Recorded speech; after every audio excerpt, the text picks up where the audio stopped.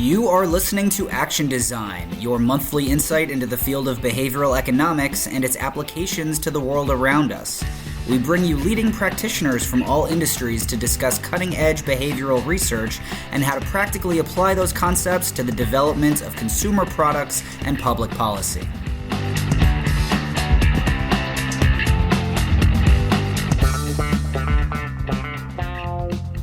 Greetings, Action Designers. A quick note from your producer here, Zach Simon. We now bring you part 2 of our interview with guest Rory Sutherland and our hosts Erik Johnson and Zarak Khan. Part 1 was released earlier this month, and if you haven't had a chance to check it out, we definitely recommend giving it a listen. Many thanks to Rory for being so generous with his time that we were able to create 2 full-length episodes out of one conversation. Like Part 1, this second part covers a wide variety of thought-provoking topics. Part 2 begins with a discussion regarding the importance of learning from the social and professional norms of other countries and cultures, which quickly evolves into a debate on whether it will ever be possible for another country to replicate the American dream of the 1950s. The psychology of reference points is key here, since peace and prosperity would not merely be enough. You would need peace and unprecedented prosperity, following 2 world wars and a Great Depression, of course. Enjoy the episode. I think that actually some working patterns are becoming dangerous. I think that people are working too hard, by which I mean it's not reached a point where you have declining productivity gains with every extra hour. I think overall productivity actually dips if people work too hard. And I think that's an issue as well. But one of the really useful findings of behavioral science is the extent to which there are a lot of behaviors which are simply normative. Now, in Britain, okay, we get 4 to 5 weeks holiday, depending on how long you've been employed and generally, what your employer is. And I can genuinely say, okay, I've never met anybody in Britain ever, even people on what you might call the extreme political libertarian or conservative right, who suggest that we should sacrifice vacation time in order to get another 2% of GDP. I've never heard that conversation at all. Okay. And so the extent to which norms are really powerful, and actually it is really useful to go and explore overseas, just because, look, you can't expect to have a monopoly on all the good ideas. You just generate disproportionately more of them. I wouldn't dispute that for a second. The other question I ask is that there's an interesting question which I have to ask, which is the feeling that the American dream no longer exists. And I have to ask a weird question here. Was the American dream partly a dream because at the time you enjoyed it, the rest of the world was in so much shit, relatively? Okay. Mm-hmm. So 1945 to about 1950, you had 50% of world GDP. Okay. Right? You had fantastic cars. Fabulous cars, I think. Extraordinary kind of things in terms of cinema, in terms of infrastructure investment, in terms of the interstate network, all those things which the rest of the world had yet to actually develop. And part of the reason that must have felt so great is precisely because it was only you enjoying it. And is it ever going to feel that good? Okay, if you imagine a world where the US had had the internet for 15 years and the rest of us were just about getting dial-up broadband, right? That's basically the US in 1948. So part of the reason you could have such extraordinary confidence was not only that you were doing incredibly well, which you were, but also that nobody else was. Okay. Yeah. Yeah, it's kind of the root of this like American exceptionalism idea. It's like and enjoyment, enjoyment comes from being the best. And it's like, if we're not the best, it's not as enjoyable anymore. And it's that context dependent. It's also probably a little bit of the you talked about like the aggregation problem of aggregation, like that probably exists for American Dream as well, right? Because, you talk to lots of folks who would say that American Dream was for like a very specific sort of subset of Americans. Interesting. Yeah. Mm-hmm. Yeah. And that's fair. And that everyone probably defines it differently. And it's worth remembering that the people who enjoyed it possibly had a memory of the Depression. So the contrast was absolutely astounding, right? That's true. So you think about when people think about that American Dream time, it's like the 50s or whatever. And it's like, people in the 50s were super appreciative because they were decades removed from the Depression, from a world war. Everything felt amazing compared to that. Whereas like now we've been, in a relative sense, peaceful and prosperous for so long. We're almost like, it's kind of the hedonic treadmill. It's just like, right now there's nothing to compare it to, and now it feels like we're going also, worse, I don't think I have to say, this sounds like socialism, and I'm actually, by British standards, I'm on the right of centre politically, but there isn't anything you can do with your money which is life changing in the way that there was. So first of all, consumer electronics are extraordinarily egalitarian. They're a bit like Warhol's definition of Coke. So if you think about it, someone on median income in the US can basically buy the best handset in the world. Now, whether that's made by Samsung or Apple, we can argue about it. But nonetheless, you can afford the best mobile phone handset there is, right? Like mobile phones have more powerful computers than the ones that got to the moon. So there's an astronomical thing where actually the gains in consumer electronics. I mean, if you think about it, actually, the rich actually, how good your broadband is. Now, I don't know. I imagine if you're Peter Thiel, you have some fiber shit going into your house or whatever. But actually, if you think about it, there are people on kind of median income or even below who have essentially all the bandwidth they could want. Okay. So if you take away housing and education and the few things which have failed to fall in price, then actually, if you look at my grandparents who are quite rich but in a mining town, they had a whole category of goods: radio, television, washing machine, dishwasher, car, foreign travel, staying in hotels, drinking spirits, all that kind of stuff, which were accessible to them, which weren't accessible to the people around them. And that actually, most of what you might call those gains which have quite high usefulness are now not universally available, but in a developed country they're widely available, and they certainly don't have any status signaling value, do they? I mean, I can remember literally 1970s Britain, and someone had moved into a new house, and we were taken around a tour of their house, as has happened since time immemorial. When someone moves into a house, people take you on the house tour, and the final crowning moment of glory of the house tour was when we went out into the garage and they showed us their new chest freezer. Right? Looking back on that, I go, we didn't think that was weird. We thought, wow, you've got a chest freezer. Now, the idea of showing off your chest freezer now is laughable. You'd be basically viewed as a weirdo. And the idea of talking about your dishwasher or whatever is slightly weird.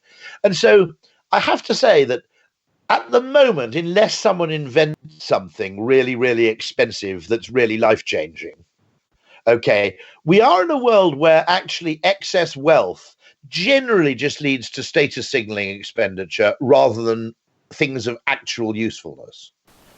So other than private jet travel, if you multiplied my wealth by 100, there isn't private jet travel, like net jets. I kind of get that. I secretly quite like that.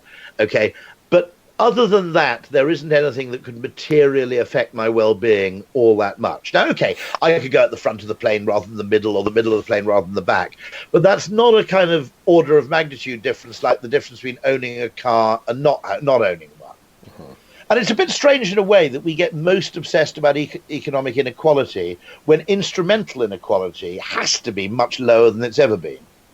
But which, I mean, if you think about the level of inequality that car ownership versus... Now, in the US, you've always had fairly widespread car ownership, certainly in rural areas, because there was no alternative. But in the US, there are people who... well, I'll give you an example. In the UK, in 1975, I think, only about 25% of women had a driver's license. And the reason was there was one car in the household, if there was a car at all. The guy drove it to work. There was no cause, therefore, for the wife to learn to drive. When she was growing up, the opportunity wasn't even there in the first place. Now, if you look at that as a level of inequality, car, no car, it's inordinately higher. If you imagine a world, where, I don't know, 30% of the population couldn't have television or a computer or the internet or a PS4 or any of those electronic things. That's an extraordinarily unequal world, which thankfully we don't live in, right?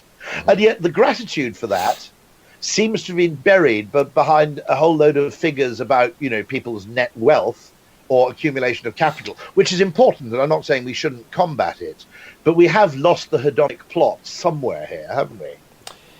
Yeah, I think it's interesting. It's easy to focus on those, but then I think a lot of what drives, like I said, a lot of the way people might feel about it is that they can get a powerful... It's sort of a two-pronged thing where it's like we have everybody can afford a phone for the most part now that has like I said, a computer that's more powerful than what flew to the moon in the 60s, you know. Yeah, At the same time, in a lot of parts of the country, you know, we live in the Midwest, so I don't notice as much here, but like in the coast and stuff, a lot of people, they can get that phone, but they can't afford an apartment by themselves. No. So there's a lot of these like concrete goods that we need somewhere to live, and we can't get what we would feel comfortable in with that sense. I think that's where, like, in the consumer goods, you easily get used to it, but then, like, oh, I can't afford the house I want, you know. I wonder if there's a psychological solution to the housing crisis, which is you get really small homes designed by the world's coolest architect. So you replace what you might call the McMansion, the status for young people's status, which is, if I could live in a Frank Gehry designed one-bedroom apartment, okay, arguably, funnily enough, I've done this myself, okay? So where I'm speaking to you now from an apartment, it's a three and a half bedroom apartment in the roof of a Robert Adam house built in 1781 for George III's doctor, okay? Now, to be honest, it's small. It's about, by American standards, it's very small. It's about, 1,600 square feet, I guess. There are four of us in there, okay? Because it's on the second floor with no elevator, it's actually it was actually cheap to buy. I paid no premium for the architecture at all, okay? And yet there are 7 acres of communal grounds done by Capability Brown, who was the non-pariah landscape architect of the 18th century. The house is by Robert Adam. It's grade 1 listed. Now, to give you an example, there are only about 2,000 buildings in Britain which are grade 1 listed, which you can live in. I mean, there are buildings like the Royal Opera House or Buckingham Palace or Nelson's Column or whatever, but you can't live in those. There are a lot of churches which are grade 1 listed. Strip those out. There are about 2,000 of these you can live in. And I just said, well, okay, I can't really afford property as volume, but strangely, I can afford property as art. Now, one of the great things it does is it totally removes any envy. Because I go and visit people. I'll tell you what I bought it for. I bought it in 2001 for £395,000. Okay, it's about 500 and something $1,000. You know, that $500,000-600,000, right? Now, interestingly, the one thing it prevents me, I don't suffer any envy at all.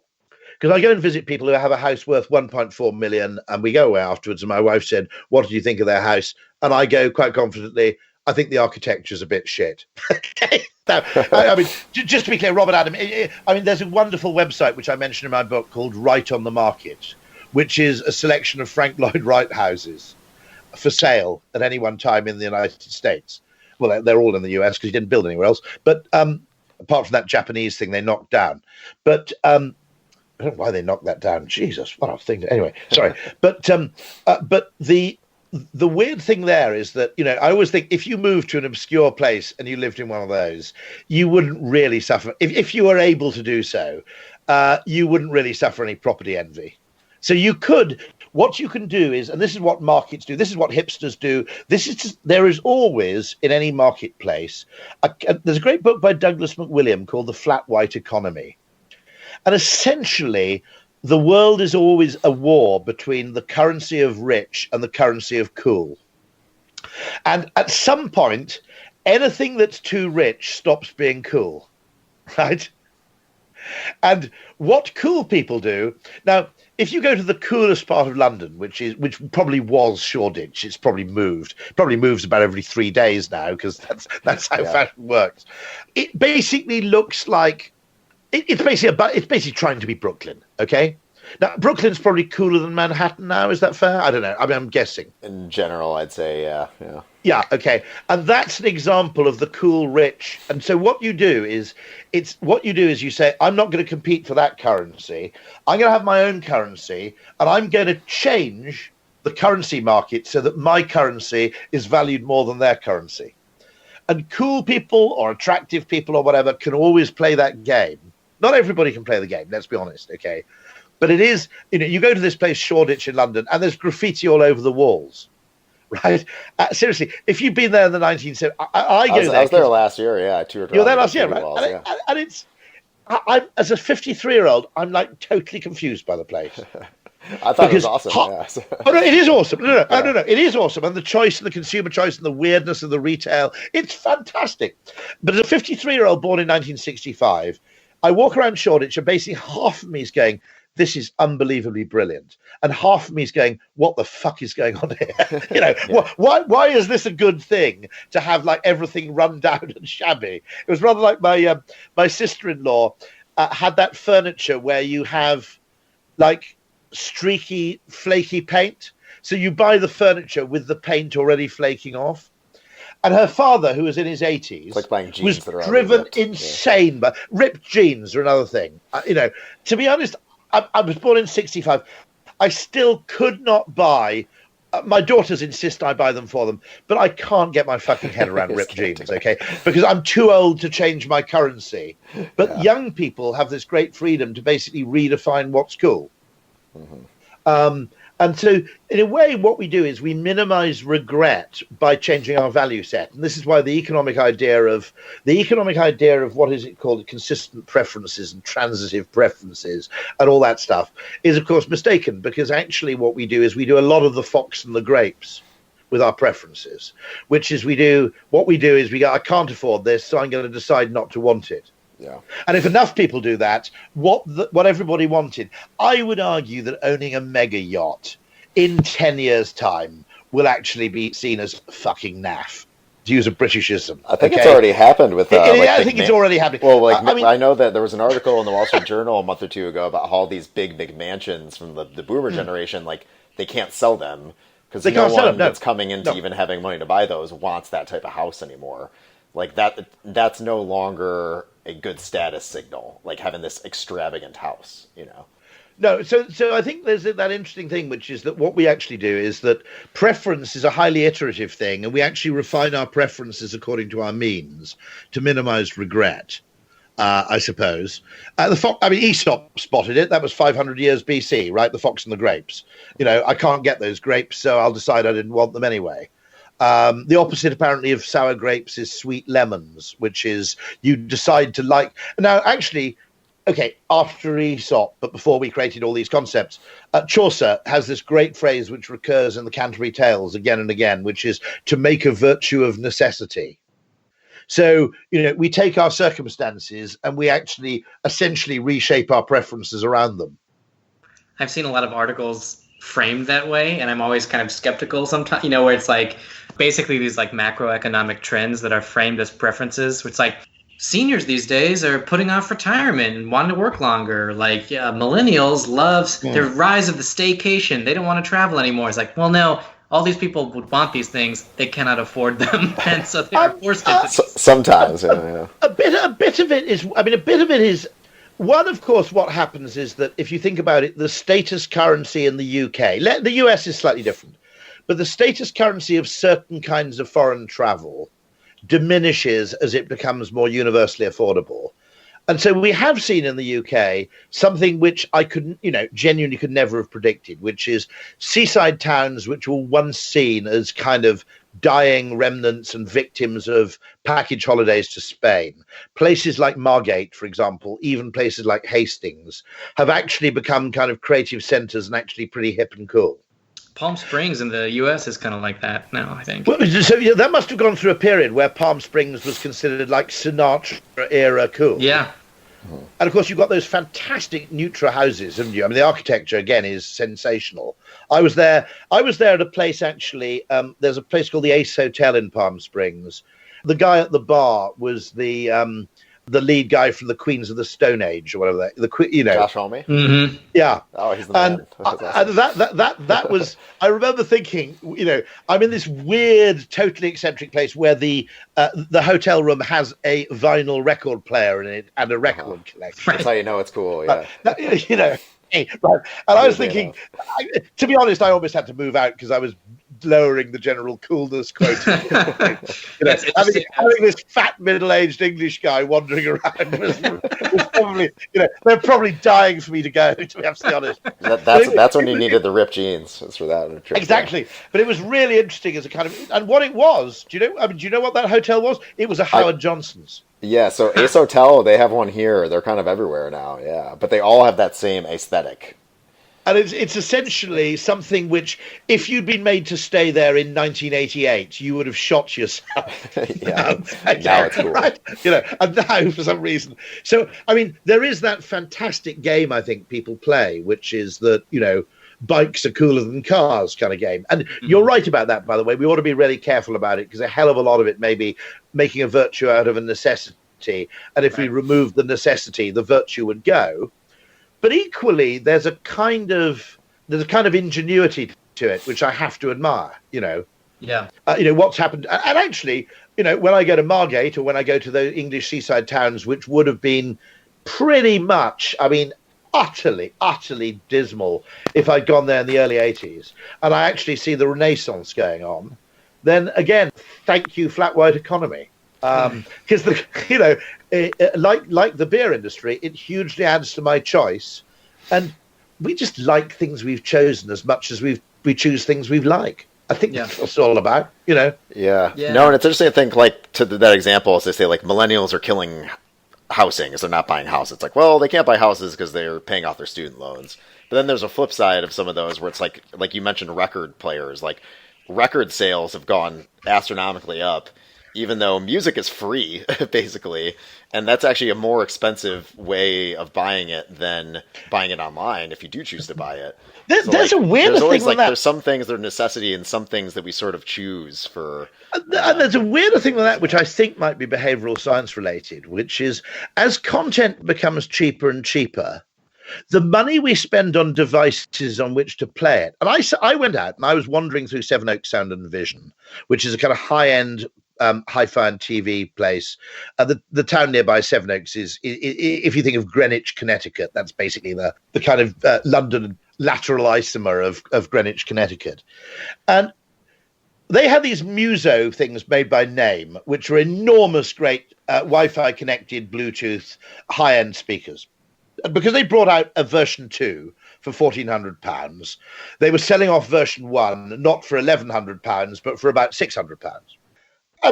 Part of me thought, hold on a second.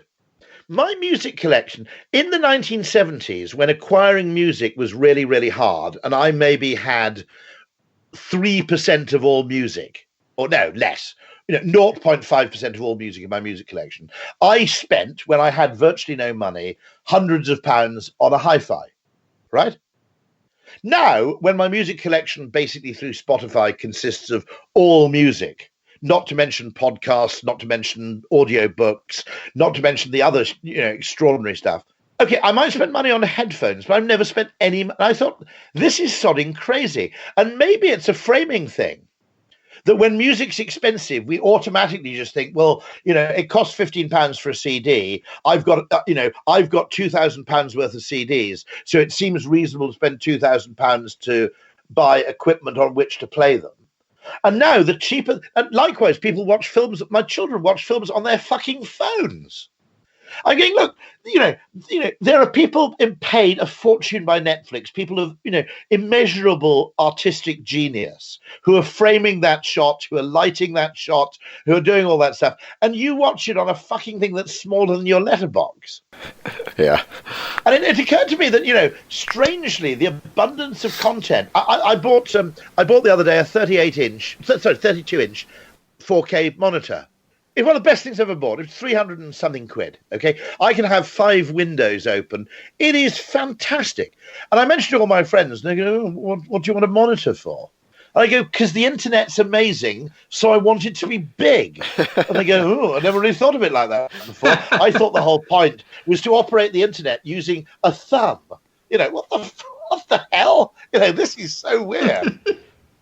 Yeah, I mean, it's interesting that, like, that experiences, I think, with entertainment in general, like, movie theaters are struggling, like, a lot of sports leagues are struggling selling tickets because, like, the experience at home is so much easier and so much better. That's interesting. But then there's still, like, no replication of being in a stadium with fans. No. But a lot of people still make that trade-off. They're like, well, I can get my own food, like, go to the bathroom when I want, like, track it on Twitter while I'm watching the game easily. It doesn't really choose to make those trade-offs. I actually, funnily enough, was talking in a behavioural science context to a West End theatre group in London. And I said, have you thought of broadcasting your shows live Now, I made a very weird suggestion. I said you must make it so they can only watch it live. They can't record it, they can't time shift it, they can't pause it, okay? But you broadcast them live for basically double the ticket price. Now, since you're getting actually more money and you don't have to accommodate the people, there's no way you can really talk about, revenue abstraction. Because I said, I think there is a number of people who would actually pay West End prices just to watch the thing at home.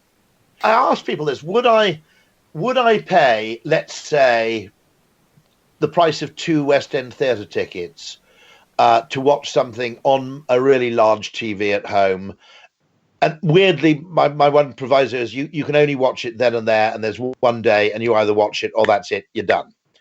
And my view is, I probably would, because actually there's both the transaction cost of getting to the theatre, even though I live quite close to London. There are things like babysitting costs, parking costs, the cost of a meal out. Actually, overall, this would be a sensible thing to do. Now, I'd miss out. Now, actually, funnily enough, the reason I say it's got to be live is when they do live opera broadcasts, they broadcast the noise of the audience. You broadcast the orchestra tuning up, and you broadcast all the extraneous stuff. And I think, weirdly, without that, it doesn't work.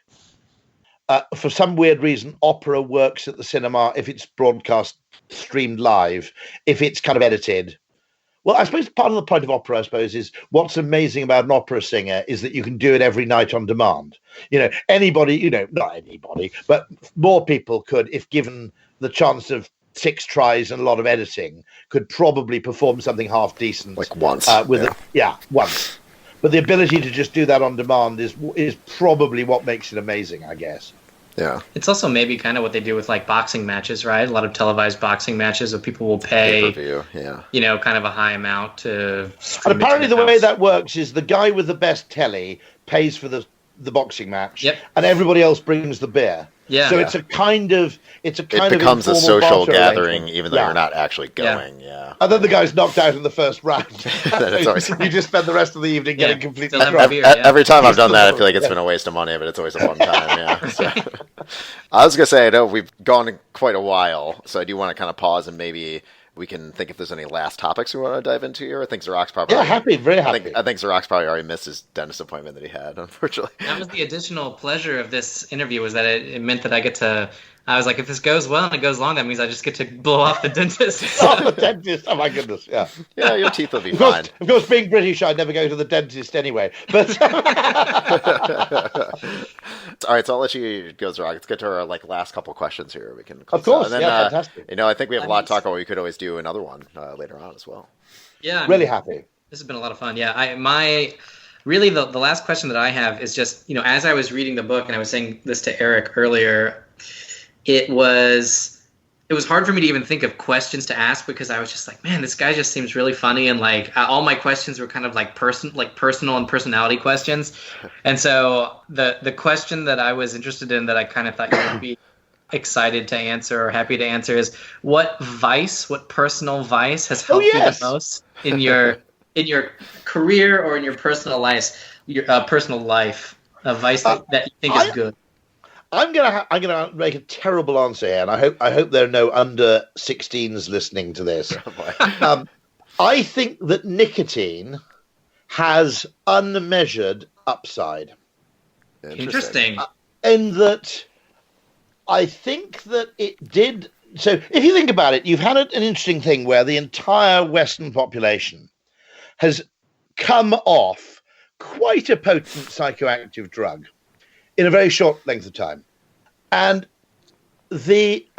funnily enough, one person who agreed with me on this, Daniel Kahneman, who was a very heavy smoker for most of his life, still kind of misses it. And I think it makes possible, or aids rather than makes possible, a certain kind of detached thought and concentration, and an ability to look at something from different perspectives. And I think that smoking had a value of some kind in the facility for it. Now, if you take a very extreme view, I think it might be Geoffrey Miller who surmised this, that if you think about it, right, the Enlightenment more or less coincided with the arrival of 3 really exciting drugs. for the rest of the world. Okay, Yeah. So I mean, actually, 4. If you, I guess cannabis you might include, because there's some evidence that Shakespeare smoked a bit of weed. There's a pipe found apparently in his house, which has evidence of it. Anyway, Shakespeare as a stoner is just too great. But sounds like a play in and of itself. Everybody was basically sitting there with alcohol. Now, alcohol's great in its way, but it's moronic, okay, as a drug, right? And everybody's basically sitting there, around about sort of, 15, 20, everyone's going, oh dear Jethro, the pig's died. I better drink a pint. And then suddenly tobacco, coffee and tea arrives and you get Shall I Compare Thee to a Summer's Day within the space of about 30 years. Now, there's something going on there. There's something going on in the fact that there is a thing called straight edge punk, I understand, which is a music movement where the people don't drink alcohol, don't drink coffee, don't drink tea or whatever. Okay. Now, I'm not necessarily criticizing straight edge punk, about which I know absolutely nothing. But there's virtually no case of a non-smoking composer in either popular music or in classical music. Okay. Now, I guess we have to, madrigals, come on. Okay. You can kind of listen to them for a bit, but okay. Then Bach comes along, pipe smoker, knocks it out of the fucking park. Right? Okay. He actually writes, there's a thing called So oft ich mein Tabakspfeifer or something, which is actually a Bach kind of cantata-like thing written in praise of tobacco. Right? Okay. And in terms of writing, you have to say, if you look at it, the percentage of smokers in the population, now obviously we have to correct for loads of things like educational level, class, wealth, etc. But I would argue that the total failure of anybody to identify a great non-smoking musician has to have some statistical significance. Now, I posted that once on the internet and a load of people went batshit crazy at me. But what they didn't do was mention any great musicians who hadn't smoked. They still failed to refute my basic hypothesis that there was something going on there. And so I'm a massive vapor enthusiast. And the reason I defend vaping is that there's something quite interesting about nicotine, which is all other drugs.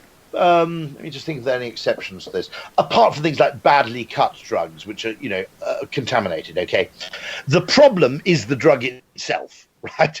Okay, the thing that causes the problem is the drug. The problem with alcohol is alcohol, right? It's not that by drinking alcohol we have to dilute it in radioactive sludge in order to get drunk. But nicotine's a bit weird. It was the delivery device that was the problem, not the drug. Now, the fact that so many people use tobacco and found it so difficult to quit suggests to me, as someone who believes in the distinction between what economists call revealed preference and stated preference, that it was doing something for them that was fundamentally helpful. And an interesting statistic, I think 95% of schizophrenics smoke. And the argument is, look, okay, actually what's going on here is in some way they're self-medicating. They find it helpful. And I must say that, one of the heaviest smoking places, if you watch Mad Men, for example, that's a perfect example. But the creative department of an ad agency in the 1980s was pretty much the highest instance of smoking you'd find anywhere. Because if you need to look at something from a different angle, if you need that wonderful thing, there's a great phrase by someone or other who's a great internet guru, and I've briefly forgotten his name, where he says, a change in perspective is worth 80 IQ points. Alan, what's his name? I'm trying to remember who it is. But the point about that, there was something about tobacco which enables you to take a problem and swivel it so that you look at it in a different way. And if anybody goes and says, I'm talking bullshit, they may be completely right, but I certainly believed this was true. And maybe the belief that it was true, maybe the whole thing was it was just a handy displacement activity, which, one of the great things about smoking, as anybody who's watched a 1960s French film knows, is that smoking is a great aid to sitting down and chatting with people. Now, it used to be you went to a dinner party in the 70s and 80s and you got that tedious business of eating the food out of the way, and you had a load of wine left over and you had a load of booze left over. And the really interesting part of the dinner party happened after the food had finished, because people just sat around drinking coffee, drinking beer, booze and smoking and talking. And what the smoking did is it gave you an excuse to sit down and talk to people for long periods. Because if you think about it, without that, it's weird, right? It's like if you don't have props, if you don't have tea, coffee, alcohol, tobacco, sitting down and talking to people without props just feels wrong. Maybe a campfire can replicate it in the wild if you're a real sort of Darwinist, but you have to have some sort of centerpiece thing that makes you sit in a circle in that way. And to a degree, tobacco was that thing. And so one of the interesting things, and this was a great case of actually seeing something differently, Paul Dolan, who wrote a very good book called Happiness by Design, and is kind of London School of Economics expert on hedonics. He said there's a very dishonest thing we do with drugs, which is when the government decides on drugs, it doesn't do a cost-benefit analysis, it does a cost analysis. And he was I'm too right-wing to take E, because I don't like the idea of any drug that makes me like people indiscriminately, any idea that makes me go and hug random strangers, that's not me. I like a drug where you can sit in the corner making sarcastic remarks, that's more my kind of drug. But, Paul Dolan was a great advocate of E, because he said, look, in terms of overall happiness, there's a cost, undoubtedly there's a risk, etc., there are unknown risks, which with alcohol we know fairly well because we've got hundreds of years of experience. With E, we don't. But nonetheless, there is a benefit. And so I'd be interested to know what's happening. I'm fairly confident saying St. Louis hasn't legalized cannabis yet. Am I right in that? Or is Missouri? You are. It just legalized medicinal marijuana, and then there's CBD, which is like the oil, right? That's legal here. Neighboring, this will be interesting. Neighboring Illinois, which is just Illinois right across just legalized the Mississippi River, so a stone's throw, where Erik is in Illinois, legalized it. Where are you in Illinois, by the way? Are you in Chicago or? I'm in Chicago. Yeah. Yeah, that is, by the way, in terms of there's a really good strategy. Okay, Chicago is probably the best city in the U.S. Okay, I don't disagree. I love it. Okay, there's a really clever strategy, which is go for number 2. Yeah. Right. You might argue it's number 3 to LA, but nonetheless, I bought. LA is not really a city. No, it's not. No, it's someone said a collection of suburbs. It's a bunch of cities together. Yeah, exactly. Yeah. But Brits, by the way, tend to love Chicago. Very interestingly, precisely because it's an un-European city. You go to New York and very Boston, American. You go, I kind of get it. Whereas Chicago is its own thing. Yeah. And that's a case where you have all the cultural things. You have lyric opera. You've got the best symphony orchestra in the world, arguably. Got Hamilton down the road. Yeah, pretty much the best museum and art gallery in the world in a single location. Okay, but the advantage of being number 2 is that you tend to have. So I bought a flat in Deal and jokingly said that the reason I chose Deal is because it's the 17th best seaside town in Britain. And my point is, you don't want to live in the best seaside town in Britain because all the hyper-competitive, insane people are there, and they compete so furiously that they make the place unlivable, and they actually destroy the thing they're supposed to create. Yeah. And what Chicago does by taking that hyper competition, what you might call zero-sum status competition, down a notch, you have exactly the right balance of. Well, actually, what I've always admired about the Midwest in general, I've even been to the Wisconsin State Fair, right? The great thing about the Midwest, that's about as Midwestern as it gets, yeah. And you've got the great thing about the Midwest, which I really admire, is the only place I've ever been really which has tons of financial capital and tons of social capital. So what weirded me out was the people were basically quite rich. By British standards, they had huge houses, they had Corvettes, etc. But they drove their neighbour to the airport. Okay? Now, if you go to New York or London, I know people in London I've known since they are 5 years old. Right? I've known, literally, like early childhood friends. If I rang them up and said, could you pick me up from Heathrow? They go, fuck off, get a taxi. Okay. Now, I get the feeling in Chicago I could ring someone I'd only known fairly well, and they might actually consider picking me up. It's a higher probability, I would say. Yeah, there's a much higher probability. Yeah. And so that combination of reasonable amounts of wealth, but offset with a healthy amount of social capital, it strikes me that in a way, it makes it the kind of overall the richest place in the the Yeah, that's actually a measure. Like, I think in general, in the Midwest, like social capital is measured differently. Excessive individualism, in a sense. So the last place you want to move is what you might call the number one city, because the number one city will disproportionately appeal to those people who are I always say you're much better off trying to be quite good at tennis and quite good at golf in a way, because if you're a really good tennis player, a really good golfer, you can pivot. Maybe the problem with trying to be the best tennis player in the world is you're going to fail. Okay, if you set that kind of totally common aspiration, you're going to fail. And also, so Chicago, okay, property's not cheap there, but a reasonably well-paid person could live in a pretty damn nice place downtown. You could be middle class and have a nice place. And have a nice place, yeah. And I remember going up, Lakeshore Drive to places like, oh God, it was just on the banks of the lake in the suburbs there. Basically, every house looks like the one in Ferris Bueller's Day Off. Yeah. And in some ways, of course, Ferris Bueller's Day Off is basically a love letter to Chicago in a way. Yeah. Still the quintessential Chicago movie. Basically, my conclusion driving up there was New Yorkers are batshit insane. They've completely lost the plot. And actually, what you need to do is take competition, is be very good, then take the competition down one notch. Yeah. So I think there is that trade-off between, the problem with the number one. There is a number one seaside town in Britain. It's probably Salcombe in Devon. It's indescribably beautiful. It has a wonderful estuary. The problem is, if you go there in July or August, you have to book the restaurants in May. Okay, yeah. Right now. My definition of a holiday is not one where I have to plan it 3 months in advance. It does involve a degree of spontaneity. Okay, and so that's really interesting. I mean, I'm forever in awe of Chicago as a place to go. It's incredibly livable. We're number two. We try harder. Yeah, exactly. And now we have illegal weed. So yeah. So how is that affecting things? I know it's a big thing in retail, isn't it? This extraordinary explosion. So it's not actually in effect yet. They just decided on it. It's going to take effect next year. So we'll kind of see. That'll be fun. It'll be interesting because Illinois politics is always an adventure. So how they actually tackle it will be intriguing. Will be fascinating. That'll be interesting. So you can plan your visit for January 1st, 2020. January 1st, yeah.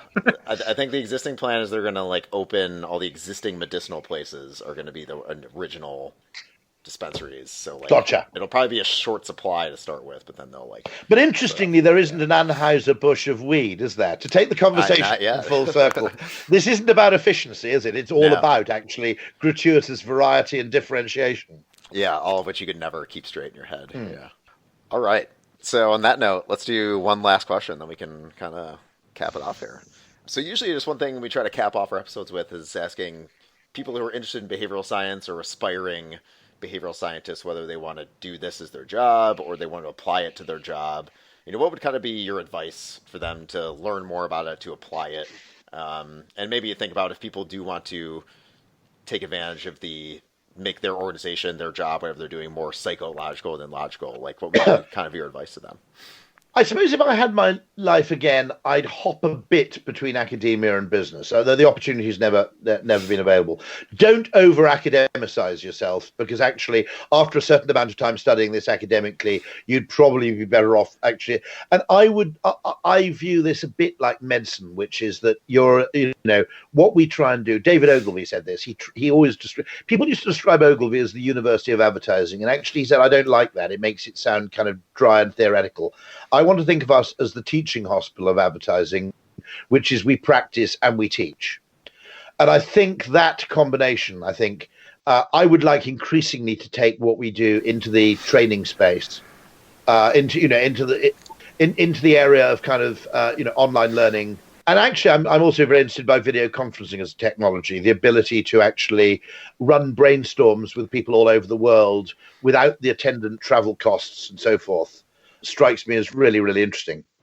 But the other thing is, don't necessarily assume the only route in is through an absolutely classical course which is labeled behavioral economics. We hire people who are human geographers. We've hired people who are, I have no qualification. I'm a classicist, for God's sake. I describe myself as a behavioral economic impresario, really.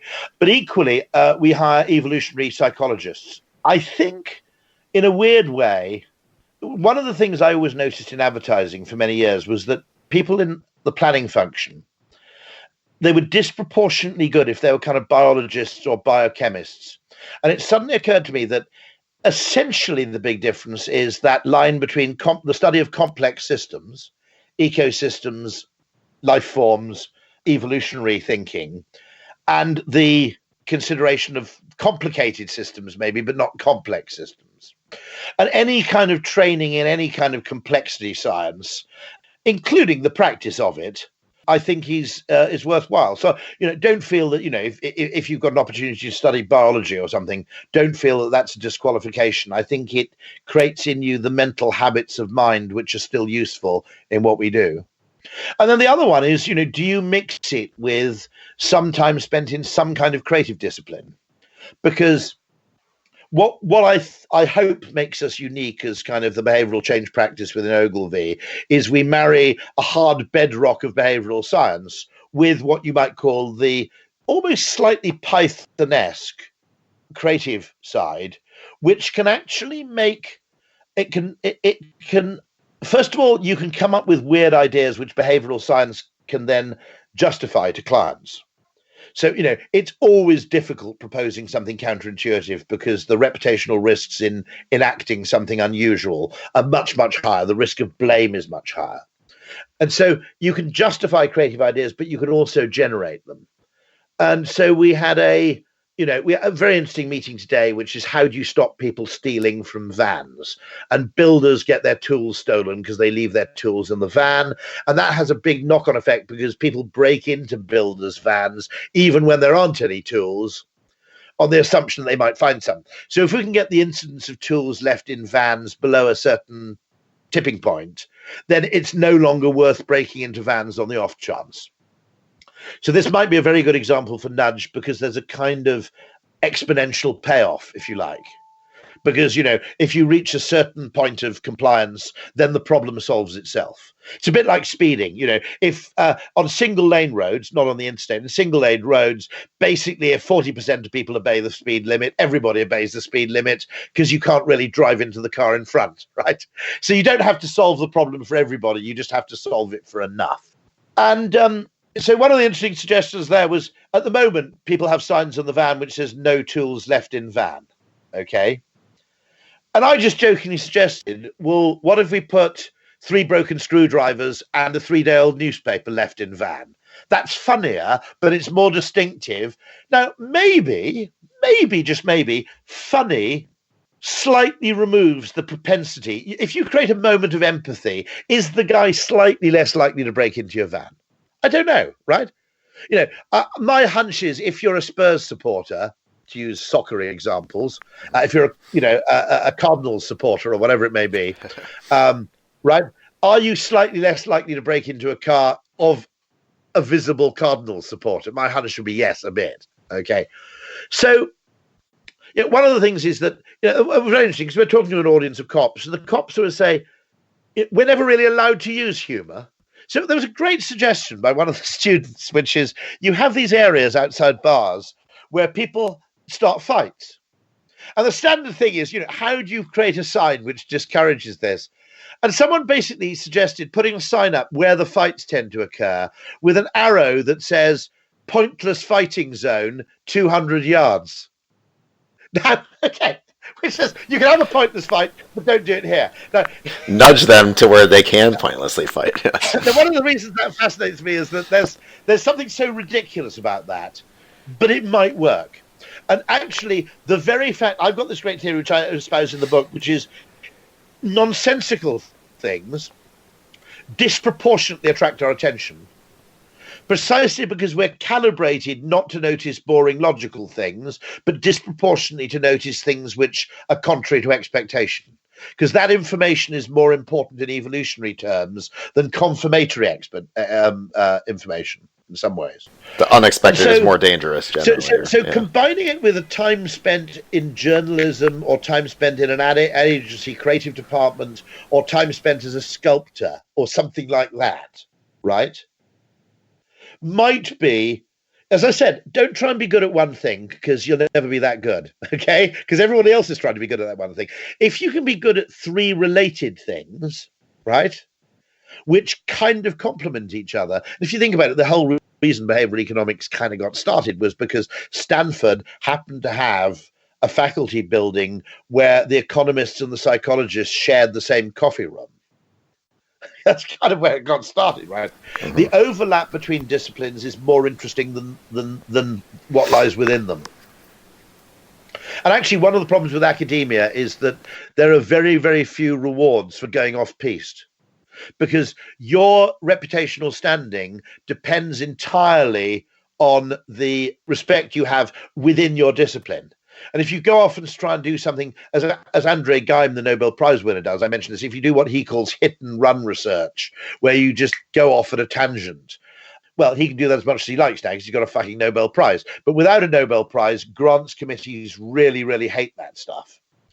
And actually, it's the very messiness of it.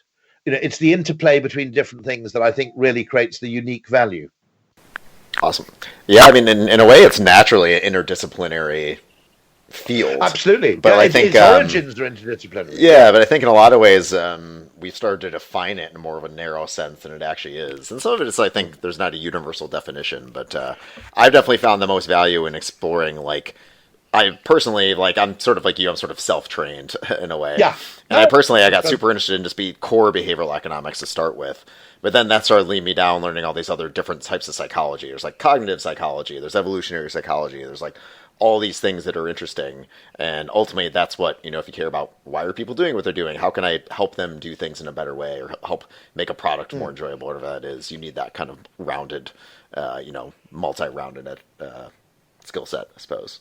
No, and I think it's useful because I think that I always find, by the way, it always struck me as very, very interesting that economists basically hated advertising, because they saw it as an inefficiency, whereas biologists love advertising in a funny kind of way because nature has quite a large advertising budget. Flowers, as I said, a flower is a weed with an advertising budget, really. A peacock is peacocks. Yeah. There's a huge amount of signaling that goes on, and biologists are comfortable with it because they see it as part of existence, whereas economists tend to see it as an inefficiency. It's a cost to be minimized. Yeah. And that's the problem, because we'd probably rather drink beer that was advertised than cheaper beer that wasn't. Unless you're a hipster. Well, hipsters like expensive beer that nobody else has ever heard of. Exactly. That's actually... In a weird way, of course, obscurity is a form of marketing. It sounds like, I sound like I'm being kind of a total bullshitter here, don't I? But actually, the interesting thing of Cialdini's findings was that they are, in a sense, quite contradictory. There's social proof and there's scarcity. And in a way, there are two ways of selling something, which is everybody buys this, so it must be pretty good. And nobody's heard of this, so it must be pretty good. And this is what I mean by the opposite of a good idea is another good idea. That actually in complex systems, you can have two contradictory solutions to a problem. Mm-hmm. And that strikes me as what makes this so rich and fascinating. But the ultimate value, by the way, the ultimate value of all this is its permission to try weird things. That the great problem with economics is you immediately define something as an economic problem. You've created a monopoly for economic solutions. And economics only has about two levers to pull. And the second you define something as an economic problem, you basically immobilize 57 of those levers which might successfully generate behavioral change in favor of just two, which is generally the price mechanism or a fine or something of that kind, some sort of incentive. And that is a grotesque oversimplification of human motivation. Yeah, there's actually infinite levers to pull in a way. No, there are, absolutely right, yeah. Awesome. And actually, sometimes you can pull the levers in both directions and it works. Somehow. The important thing is that you pull the lever. Yeah. Absolutely right. Yeah. Awesome. Well, I think that's a great place to stop off then. I know it's getting a little late for you out there, so we can... It's been a huge pleasure. This has been awesome. Really, I feel like I could talk all night, so if you're interested in another one, I mean, we're happy anytime. So the recording's all gone okay? Is it sound quality all okay? Yep, it looks good here. So actually, I'm going to stop recording right now. Oh, actually, real quick before I stop, of course, I want to give a quick. Do you want to plug the book real quick and tell us about the book, and then anywhere else people can keep in touch. If you want a nice picture of the book to accompany the podcast, anything like that, I can obviously get that sent to you. Yeah. The book's called. Actually, it's got two titles, and that's an important point. In the UK and strangely, publishing basically behaves as though the British Empire still existed. So outside the US and Canada, The book is called Alchemy, The Surprising Power of Ideas That Don't Make Sense. Ooh, my version looks different than that. And your version is called Alchemy, The Dark Art and Curious Science of... I'll have to get this right now, because if you hold up the book again, it's the Dark Art and Curious Science of Creating Magic in Brands, Business and Life. That's it. So, but it's called Alchemy as the primary search term on online bookshops, Rory Sutherland, and it's got lots of pages. I can't remember how many, and it typically costs, I guess, about sort of $15. Also available in an audio book narrated by me, which is either a selling point or the opposite, depending on how much you've enjoyed listening to me, and also available in Kindle as well. Awesome. And is there anywhere else people should keep track of your work? Twitter, blog, things like that? Ultimately, Twitter. Twitter, I'm at Rory Sutherland, all one word, no punctuation or dashes or anything, Rory, and then Sutherland as in Kiefer. Though that's where pretty much the resemblance ends. And so at Rory Sutherland is probably the best place, because anything I publish or whatever, I'll tend to tweet. Awesome. So that's the kind of wellspring of anything I generate would be the glory that is Twitter. Great. All right. Well, we'll direct people to that. They'll check out your work. I highly recommend the book. It's really great. And thank you so much for joining us. It's been a huge pleasure.